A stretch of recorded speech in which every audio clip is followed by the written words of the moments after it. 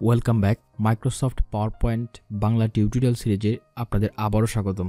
আজকে যে টুলটি নিয়ে কথা বলবো সেটি হচ্ছে ইলাস্ট্রেশন সেকশনের আন্ডারে আছে শেপস, স্মার্ট আর্ট, চার্ট। এই শেপের কাজগুলো কিন্তু আমরা হোমের মধ্যেও করেছি, যেমন এই যে ড্রয়িংয়ের মধ্যে এই জায়গায় কিন্তু আমরা শেপের কাজ দেখেছি।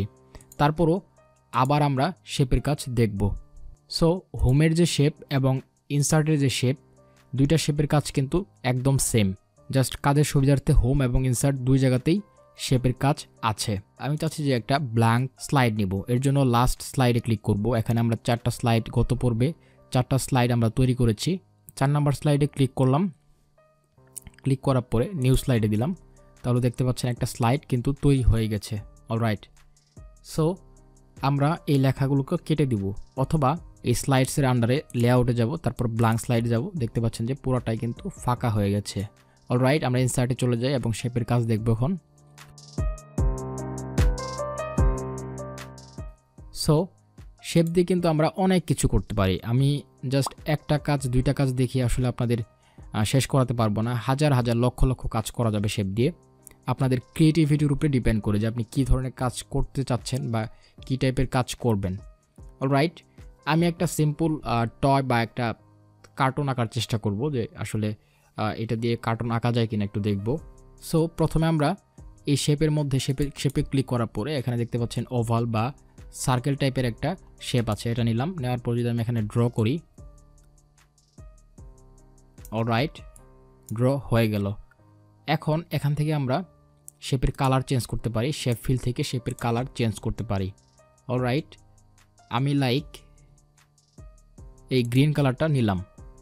তারপর আবার ইনসার্টে গেলাম, ইনসার্ট থেকে আবার আরেকটি শেপ নিব, শেপটি হচ্ছে রেক্ট্যাঙ্গেল একটা শেপ নিব। ওকে, শেপ নেওয়ার পরে আমরা এখান থেকে মাউস দিয়ে ড্র করব। ওকে, ড্র করলাম।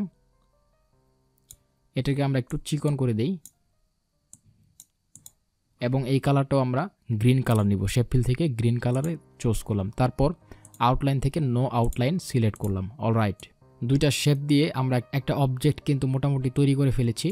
এখন আমি চাচ্ছি যে এই যে শেপটা আছে এই শেপের মধ্যে আরেকটু কাজ করব। এর জন্য ইনসার্ট থেকে আবার শেপে যাব। শেপ থেকে আমরা রেক্ট্যাঙ্গল একটা শেপ নিলাম, শেপ থেকে জাস্ট এখানে একটা দিলাম। তারপর আবার ইনসার্ট থেকে আরেকটা শেপ নিলাম, রেক্ট্যাঙ্গল একটা শেপ নিয়ে এখানে ছোট্ট করে একটু ড্র করে দিই। তারপর এই যে শেপটা আছে এই শেপটাকে আমরা ডুপ্লিকেট করব। ডুপ্লিকেট করার নিয়ম হচ্ছে এই শেপে ক্লিক করব, ক্লিক করার পরে কন্ট্রোল ডি দিব, তাহলে সেম আরেকটা ডুপ্লিকেট হবে বা একটা কপি হবে। তারপর যদি আমরা এখানে বসিয়ে দিই, তাহলে দেখতে পাচ্ছেন একটা মানুষের মতো বা একটা কার্টুনের মতো কিন্তু শেপ চলে আসছে। এখন যদি আমরা এগুলোর কালার চেঞ্জ করে দিই, শেপ ফিল থেকে যে কোনো একটা কালার চেঞ্জ করে দিই।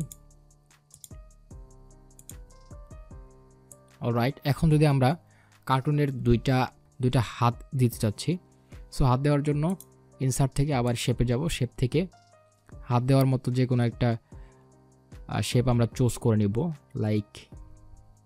লাইক আমি এই যে শেপটা আছে এই শেপটা নিতে যাচ্ছি। এই শেপটা নেওয়ার পর আমি যদি একটু ড্র করি, ওকে, এইটুকু করলাম। আমরা এই যে আইকনটা দেখতে পাচ্ছেন, এখান থেকে আমরা এটাকে রোটেট করতে পারবো, যে কোনো জায়গায় ঘোরাতে পারবো। ওকে, এটাকে একটু ছোট করে দেই, একটু চিকন করে দেই। এখান থেকে আমরা কালারটা চেঞ্জ করে নেব, কালার দিলাম গ্রিন। অলরাইট, এখান থেকে শেপ আউটলাইন থেকে নো আউটলাইন সিলেক্ট করে দিলাম।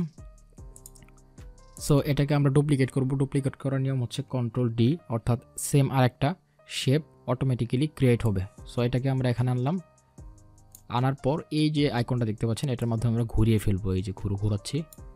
সো এইভাবে আমরা ঘোরাতে পাই।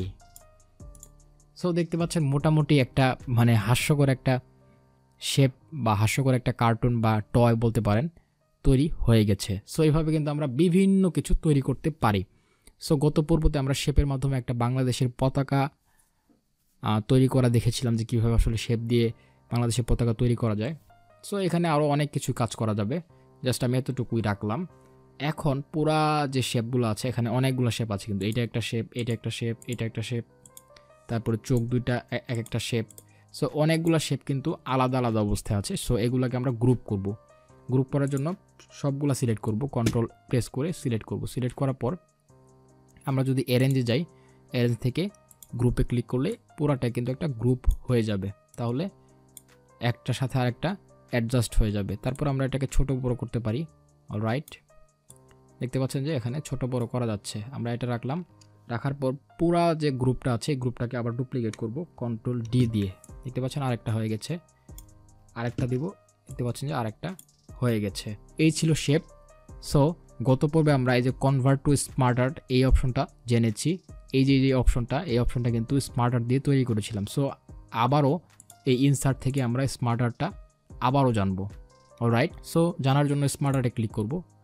ক্লিক করার পরে এখানে অনেক ধরনের স্মার্ট আর্ট আছে, আপনাদের পছন্দ মতো যে কোনো একটা স্মার্ট আর্ট চুজ করে নেবেন।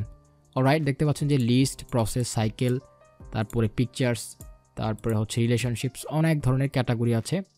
আমি চাচ্ছি যে একটা লিস্ট নিব। অলরাইট, লিস্ট নেওয়ার জন্য অনেকগুলো স্মার্ট আর্ট আছে, আমি চাচ্ছি এইটা নিব। ওকে, ভার্চুয়াল কার্ভ লিস্ট এটা নিব, নেওয়ার পরে ওকে দিব। দেখতে পাচ্ছেন যে এখানে কিন্তু একটা স্মার্ট আর্ট চলে আসছে। এখানে আমরা অনেক কিছু লিখতে পারবো। আমি এখানে 3টা টেক্সট আছে, 3টা টেক্সটে আপনাদের যে কোনো একটা 3টা তথ্য যদি প্রেজেন্ট করার প্রয়োজন পড়ে তাহলে এই স্মার্ট আর্টটা নিতে পারেন, অথবা অনেক ধরনের স্মার্ট আর্ট আছে এখান থেকে আপনাদের পছন্দ মতো আপনাদের কাজের সুবিধার্থে যে কোনো একটা স্মার্ট আর্ট চুজ করতে পারেন। অলরাইট, সো টেক্সটে যদি ক্লিক করি,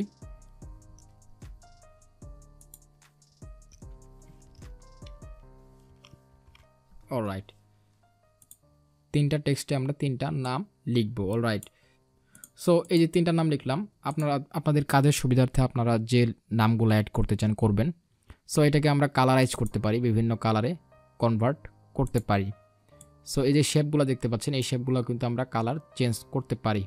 এই যে স্মার্ট আর্টটা আছে এটাকে আমরা অন্য ফরম্যাটেও নিতে পারি, লাইক এমনও নিতে পারি। সো সাপোজ আমরা 3 জনের নাম দিলাম এবং 3 জনের ছবি অ্যাড করব, সেক্ষেত্রে আমরা এখানে ক্লিক করব। ক্লিক করার পরে 3টা ছবি দিব, লাইক এটা দিলাম। ফারহানের জায়গায় এই ফারহানের এখানে একটা ছবি দিতে পারি, তামিমের জায়গায় তামিমের একটা ছবি দিতে পারি, হাফিজের জায়গায় হাফিজের এখানে একটা ছবি দিতে পারি। সো এইভাবে কিন্তু আমরা একটা স্মার্ট আর্ট তৈরি করে ফেলতে পারি। অলরাইট, এখানে অনেক ধরনের স্মার্ট আর্ট আছে, আপনাদের আবারও বলছি, গত পর্বেও আমরা দেখেছি স্মার্ট আর্টের কাজ। সো এখানে সার্কেল আছে, সাইকেল আছে, ম্যাট্রিক্স আছে, রিলেশনশিপ আছে। যে যে কাজের জন্য যে স্মার্ট আর্ট আপনার দরকার হয় এখান থেকে নিয়ে আপনি জাস্ট টেক্সট বা আপনার ছবি অ্যাড করতে পারেন।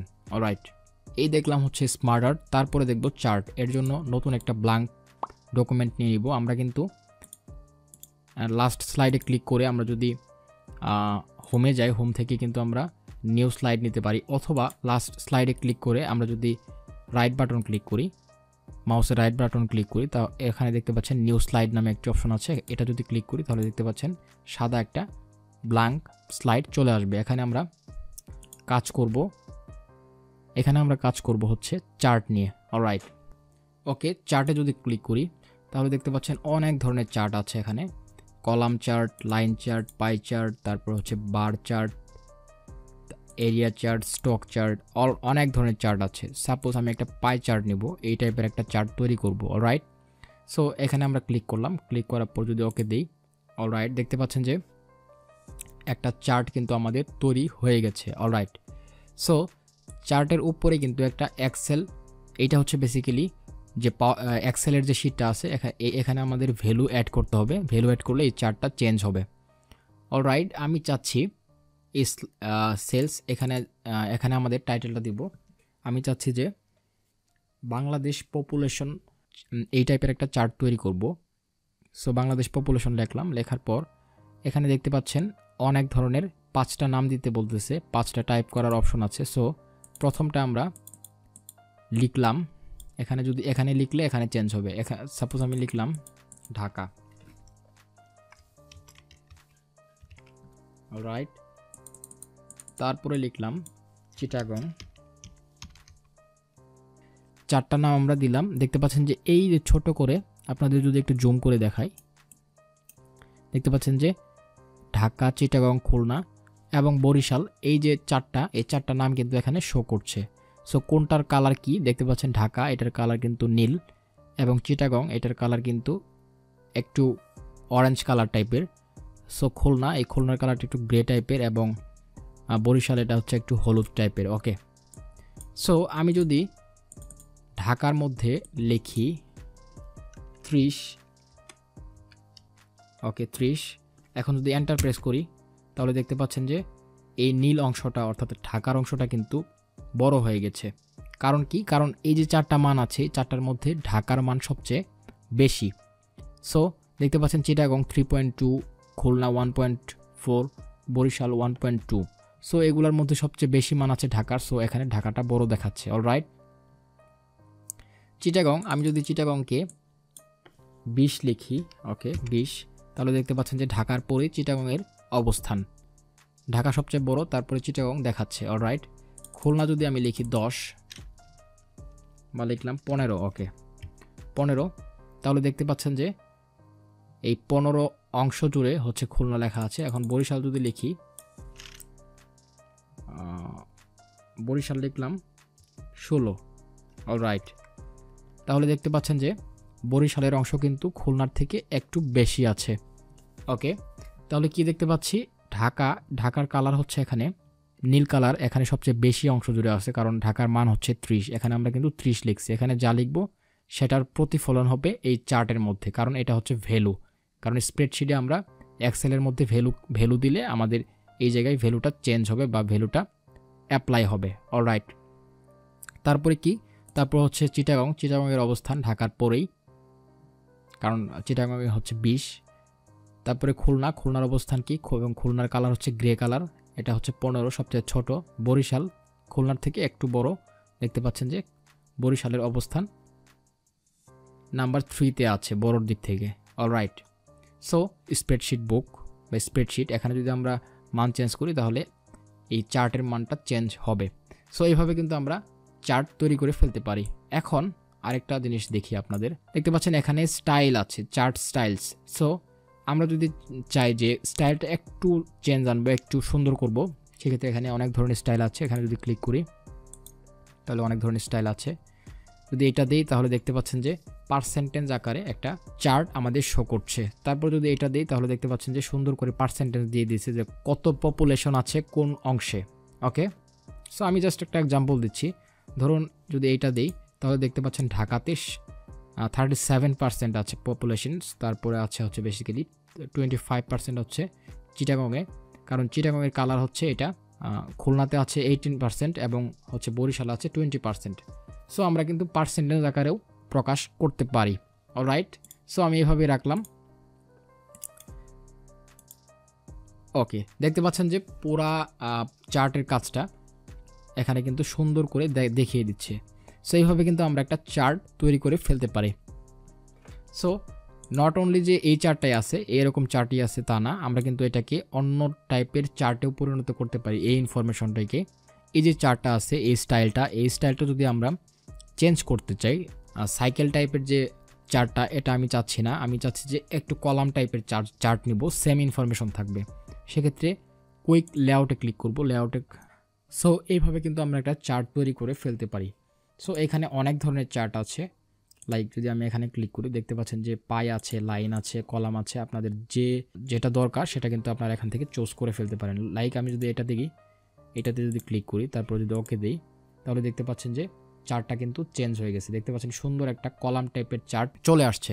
দেখতে পাচ্ছেন যে এখানে আমাদের একটা গ্রাফ চলে আসছে যে ঢাকাতে কত পার্সেন্ট, 30%, চিটাগাংয়ে 20%, খুলনাতে 15%, বরিশালে 16%। সো এইভাবে কিন্তু আমাদের একটা চার্ট তৈরি করে ফেলতে পারি। সো এটাকেও আমরা বিভিন্নভাবে এডিট করতে পারি, ডিজাইন করতে পারি। সো আজকের মতো এই নেক্সট এপিসোডে আমরা জানবো হচ্ছে লিঙ্কস, তারপর হচ্ছে কমেন্টস, টেক্সট।